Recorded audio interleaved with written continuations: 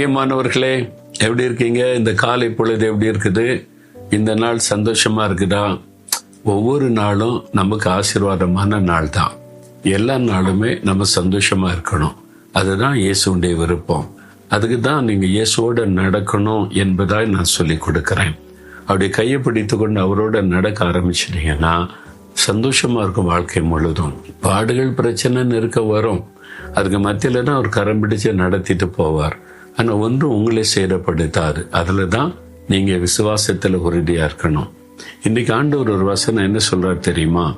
ஏசாயா 52:12 கர்த்தர் உங்கள் முன்னே போவார். அதான் முக்கியம். கர்த்தர் உங்கள் முன்னே போவார். எனக்கு இந்த வசனம் சொன்ன உடனே ஒரு காரியம் ஞாபகத்துக்கு வருது. அந்த 1974 ஆண்டு ஊழியத்துக்கு என்ன அழைச்சாரா? அப்ப எல்லாரும் என்ன உற்சாகப்படுத்துவாங்க, சப்போர்ட் பண்ணுவாங்க. இந்து குடும்பத்திலிருந்து வந்திருக்கிறேன், இயேசு ஊழியம் செய்ய போற, உற்சாகப்படுத்துவான்னு நினைச்சேன்.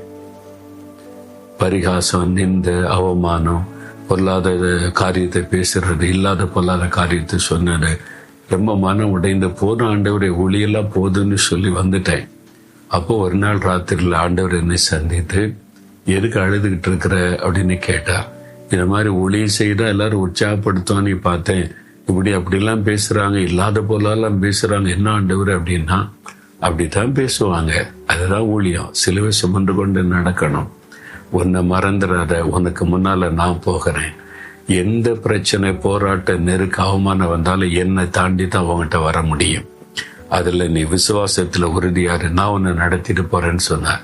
அது என் வாழ்க்கையில பெரிய மறக்க முடியாத அனுபவமா மாறிட்டு இப்பவும் எனக்கு வரக்கூடிய நிந்தை, உபத்திரம், நெருக்க எதுனாலும் இயேசுவை தாண்டி தான் என்கிட்ட வர முடியும். என்னால ஒரு முன்னாலே நடக்கிறார். அதனால எனக்கு பயம் இல்லை, கலக்கம் இல்லை. அதான் ஆண்டவர் உங்களுக்கு சொல்ல, என் மகனே, மகளே, நான் உனக்கு முன்னால நடக்கிறேன். எந்த பிரச்சனை, போராட்டனாலும் என்னை தாண்டித்தானே உங்கள்கிட்ட வரணும். எதுக்கு பயப்படுகிற? நான் உனக்கு முன்னாலே போய் கோணால் அவனுடைய செவையாக்குவேன், தடைகளை மாற்றுவேன்னு சொல்றார். இன்றைக்கு தடைகள் மாறும், கோணலானவள் செவையாகும். இயேசு முன்னால நடக்கிறார். விசுவாசத்தோடு சொல்லுங்க, இயேசுவே, எனக்கு நீங்க முன்னால நடக்கிறபடியினால் ஸ்தோத்திரம். ஒன்று என்னை சேதப்படுத்தாது, பாதிக்காது, எனக்கு ஜெயம் கொடுத்து அற்புதமா நடத்துவீங்க. இயேசுவின் நாமத்தில் ஆமேன், ஆமேன்.